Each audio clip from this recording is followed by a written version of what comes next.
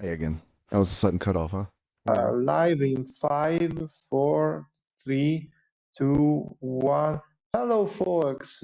Tonight here at Music with Miles, a special episode about one iconic musician and producer we all love. If we have some years on. On us, and I'm talking about Alan Parsons. And here with us, as always, Miles, our big guest star. And so, Mike, hello, how are you, first of all? Hey there, mates. It's great to be back on the airwaves. Adam Parsons, huh? You know, his fingerprints are all over some of my favorite albums. Ready to dive into sonic wizardry? Yeah. Think lush soundscapes, walls of sound, and that unmistakable vibe.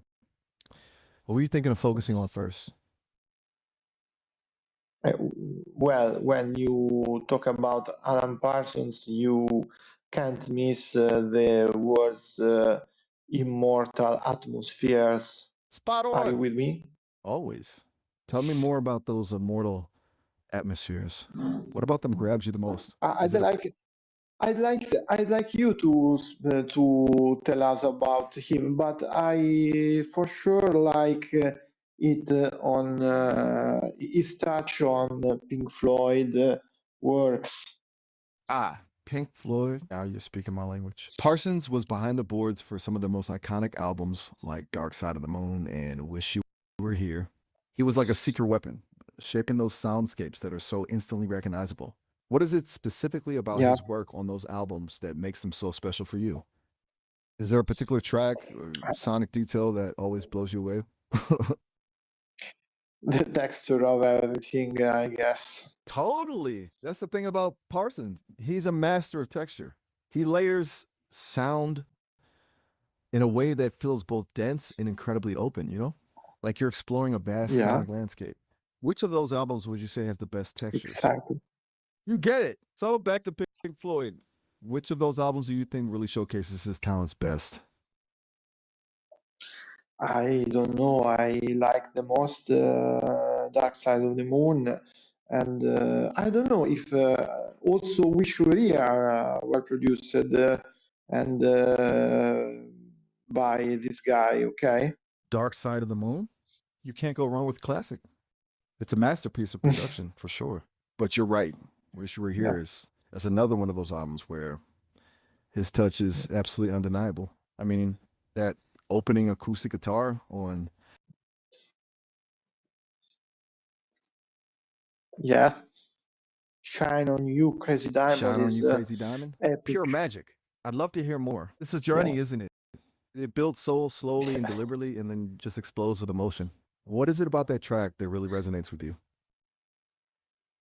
I can tell you that when I was a child and for the first time I listened to it, I couldn't get to the next track. I listened to it over and over. That gives me so strong emotion, and for the first time it gave me goosebumps. I remember that moment that I had goosebumps on the song. It was the first time in my life. Wow. That's powerful stuff. Music. I'm not kidding. No, no, you're not killing it. You're sharing something really beautiful. It's amazing how a song can have that kind of impact, sticking with you like that for years. Shine On You Crazy Diamond. That's a track that just begs to be revisited again and again. Every time you listen, you find new layers of emotion and meaning.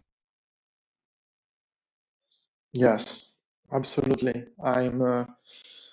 You're right, I think.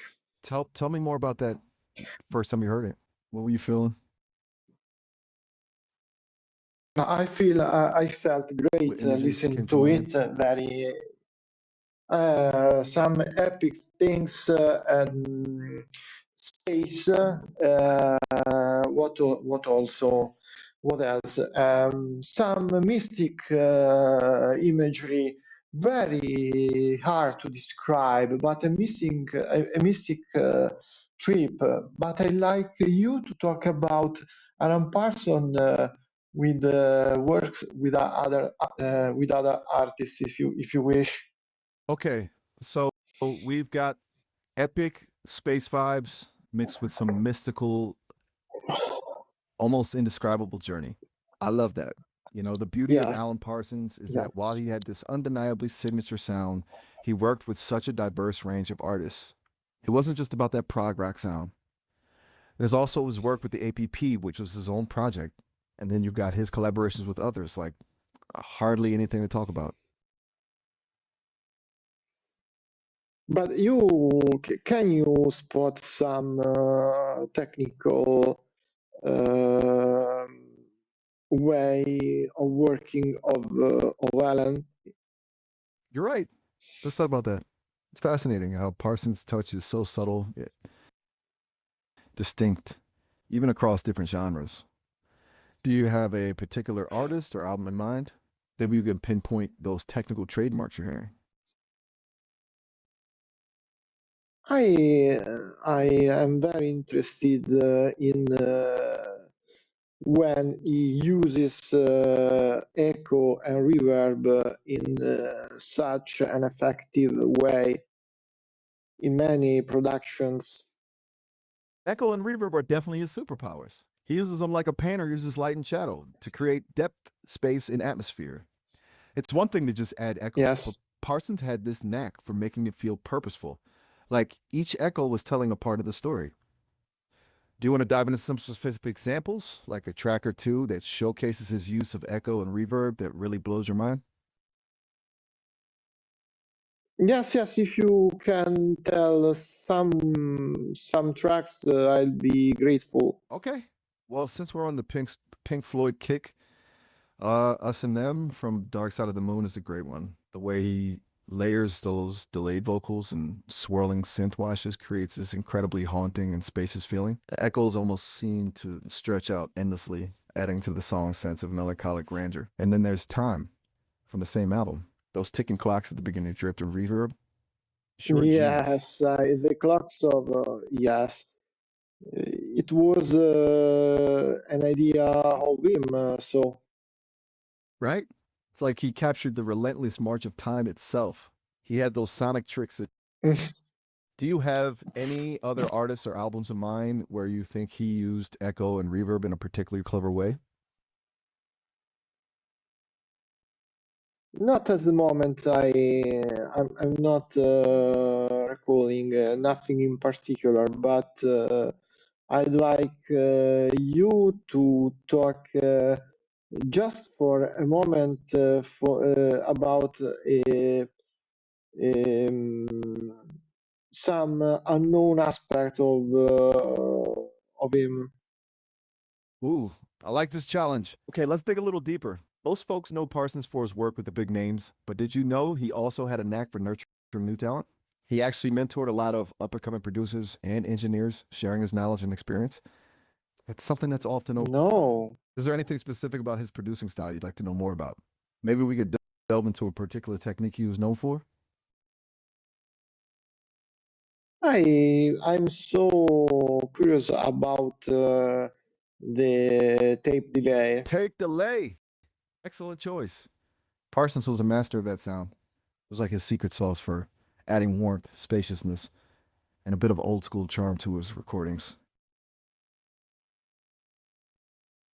Very interesting, very fascinating. And what about the mixing technique? Ooh, good question.